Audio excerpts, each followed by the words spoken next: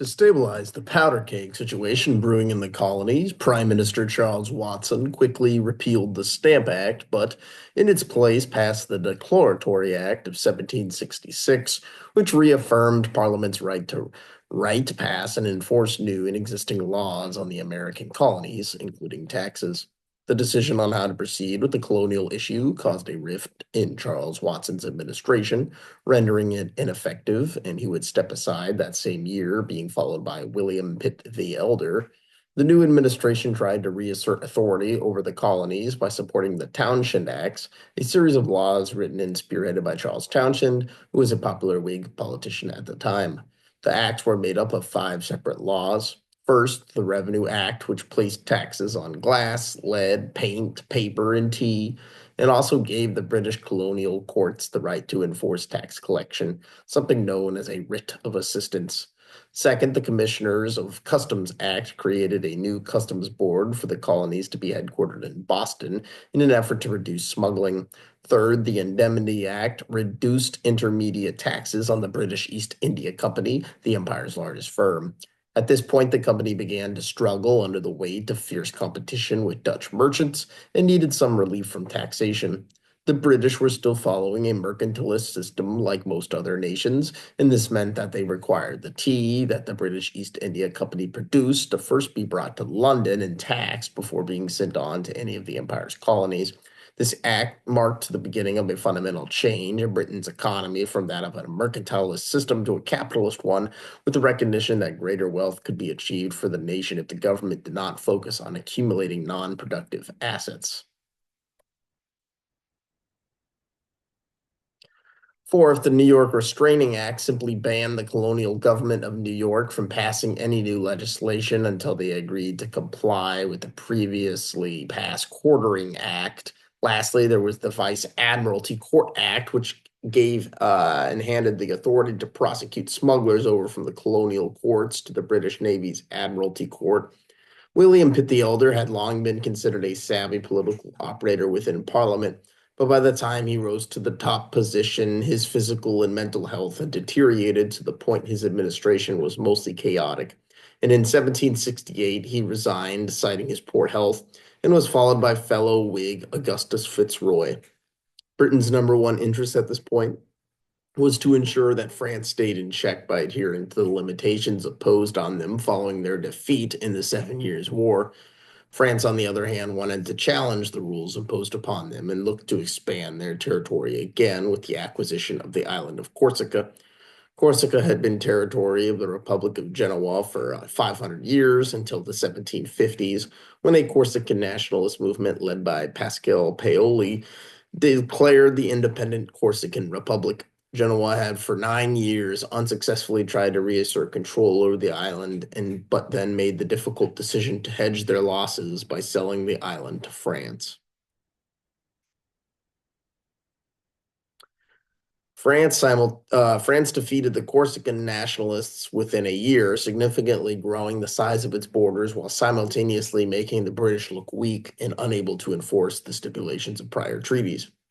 Beginning in 1769, a flurry of letters critical of King George III and Augustus Fitzroy were published for the British public to consume.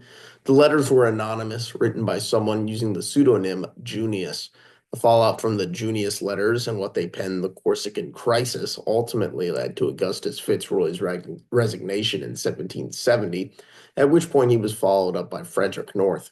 Up until his promotion, North had been a Whig politician in Parliament, but increasingly found his moderate beliefs to be at odds with the progressive Whig factions. Once Prime Minister, North switched party affiliation to become a Tory to better reflect his somewhat conservative nature. Right away, North faced the Falklands crisis, in which a small Spanish force landed on the islands located in the South Atlantic and forcibly expelled the British garrison stationed there. While both the British and Spanish claimed that they had initially discovered the Falklands, the British were the first to construct improvements just 5 years earlier.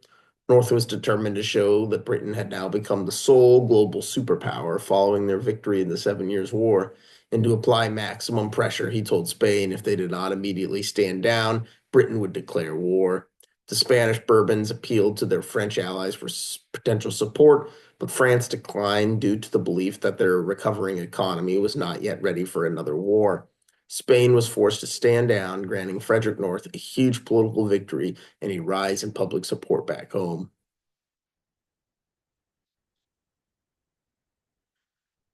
North's positive image would be tarnished by his inability to quell the growing discontent of the American colonists. The Townshend Acts had turned colonial public sentiment against Parliament, and this conflict bubbled up into a confrontation between colonial protesters and British redcoats stationed at Boston Harbor, known as the Boston Massacre, where a small group of officers opened fire onto the unruly crowd, killing 5 people, including freed slave Crispus Attucks, as well as an 11-year-old boy named Christopher Sider, whose death caused particular outcry.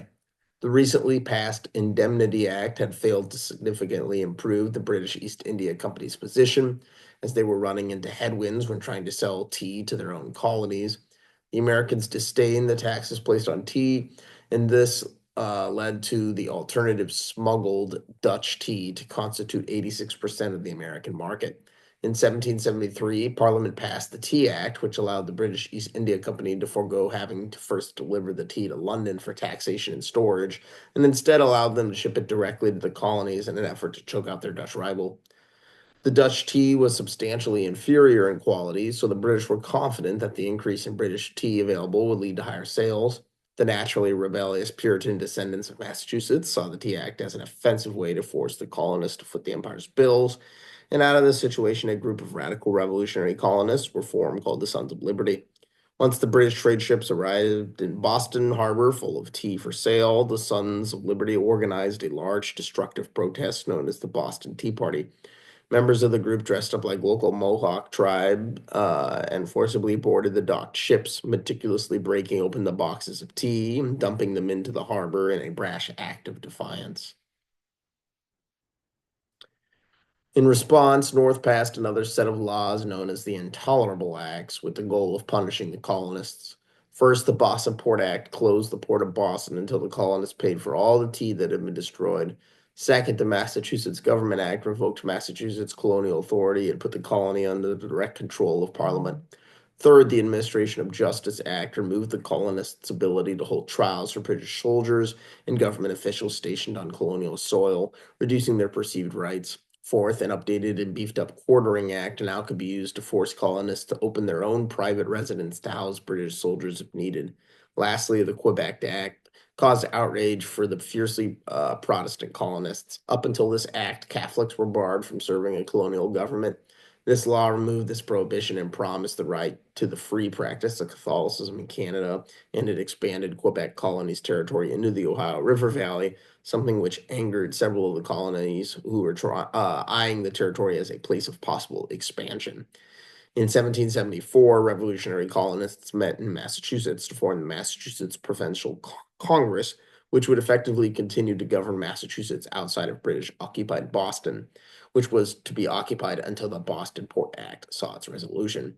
The Massachusetts Provincial Congress began drawing up plans and forming militias, which caused fear within Parliament.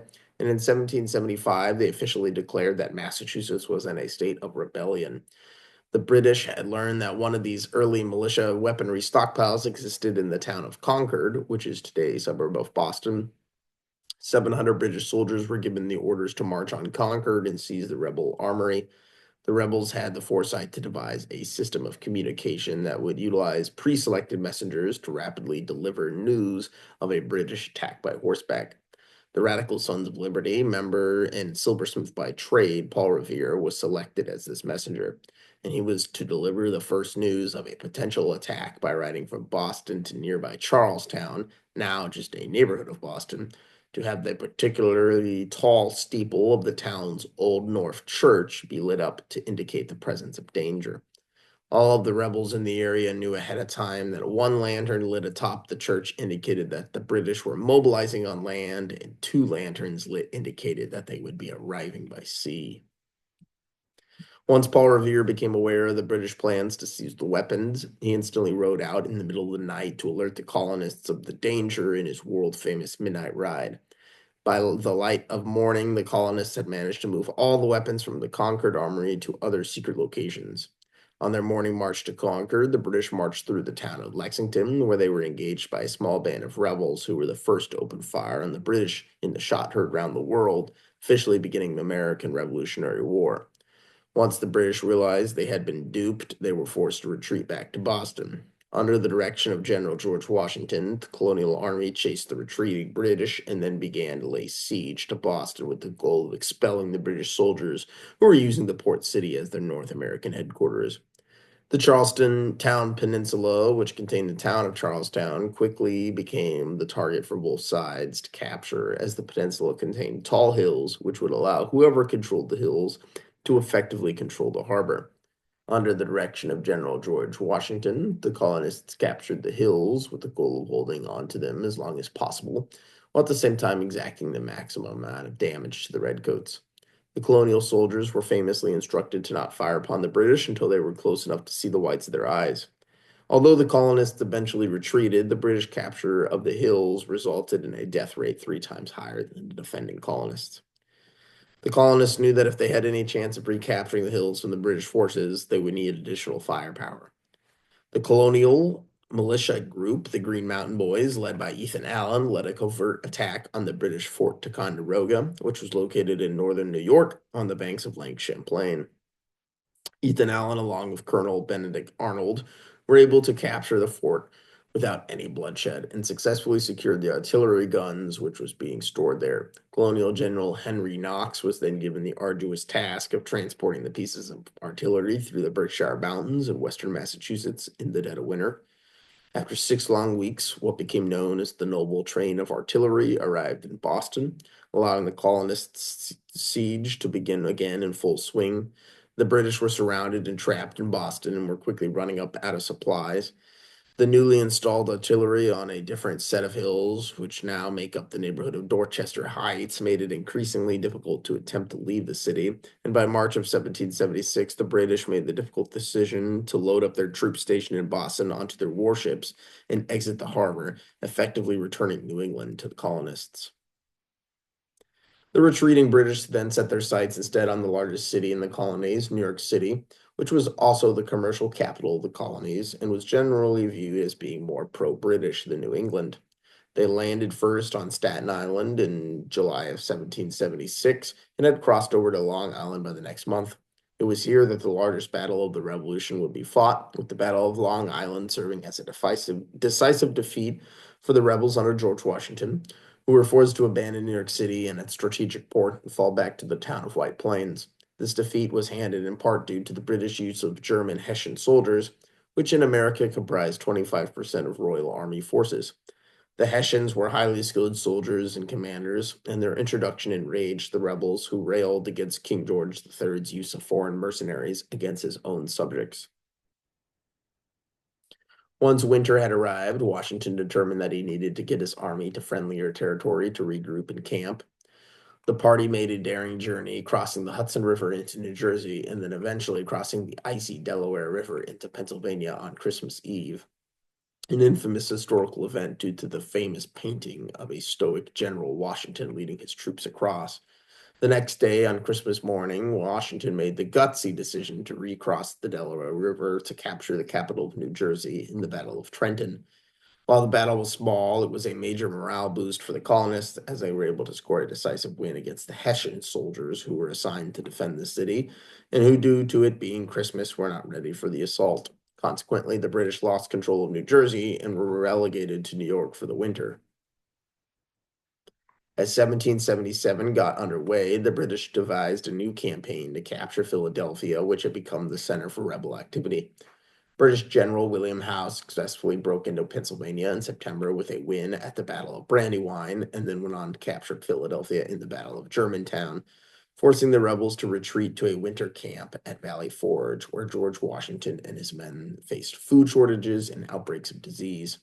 At the same time as the Philadelphia campaign, British General John Burgoyne led an army south from Canada with the stated goal of capturing the New York town of Saratoga in order to cement their control over the Hudson River Valley. The Saratoga campaign got off to a disastrous start when Burgoyne instructed his forces to raid the nearby town of Bennington, Vermont for supplies. The Battle of Bennington was a disaster for the British And on top of the many casualties caused by that occurred, this caused the Iroquois, who had served as an instrumental part of the British forces, to begin to lose faith and abandon the mission, drastically reducing their manpower. Despite this setback, Burgoyne ordered the capture of Saratoga to move forward. Saratoga was defended by rebel soldiers under the command of Generals Horatio Gates and Benedict Arnold, who notoriously had a tense relationship. A breakdown in communication allowed Burgoyne's forces to capture the town in the Battle of Freeman's Farm, but at a great cost in casualties. As a result of the failure, Gates, who was senior to Arnold, had him removed from the battle and sidelined for the subsequent American counterattack. When the day came for the Battle of Saratoga, Benedict Arnold got drunk and decided to disobey Gates' orders, riding bravely into battle, where he was shot in the leg, but ultimately led to victory and the surrender of the British forces who were under the command of Burgoyne. The failures of the British forces gave their mortal enemy, the French, optimism that the rebels could win, and they officially joined the war on the American side. General Howe is seen as partially responsible for the failure at Saratoga since he did not capture Philadelphia in a timely manner to send reinforcements to Burgoyne, and he was consequently relieved from his duties and replaced with General George Clinton. In 1779, Spain followed suit and joined their ally France in supporting the rebels in an effort to halt Britain's march to global supremacy. Shortly followed up by the Dutch Republic in 1780, an internal war had rapidly evolved into a global conflict which put Great Britain and its other colonies at risk of seizure from the European powers they were now at war with. At this point, the British started moving some of their soldiers and ships to protect their plantations in the West Indies, colonies which were much more profitable when compared to the North American ones. France, in conjunction with Spain, planned to send a large armada to Great Britain in order to divert British resources to protect their home front, but the mission was ultimately a failure. The British began relentlessly intercepting trade vessels between Europe and the Americas in efforts to stop weapons and supplies from being exchanged between the rebels and their new allies. This behavior caused the European powers to form the First League of Armed Neutrality to use their combined force to stop British intrusions. These headwinds were causing a manpower shortage and caused Frederick North to lift the ban on Catholics fighting in the Royal Army, which instantly caused massive uproar across the country. George Gordon, who was the leader of an anti Catholic group called the Protestant Association, organized a riot to stop the integration of Catholic soldiers. The so called Gordon riots were and still are the deadliest in the history of London, and they led to 500 deaths over a week, with the violence and ransacking of Catholic churches only being stopped after the army was dispatched.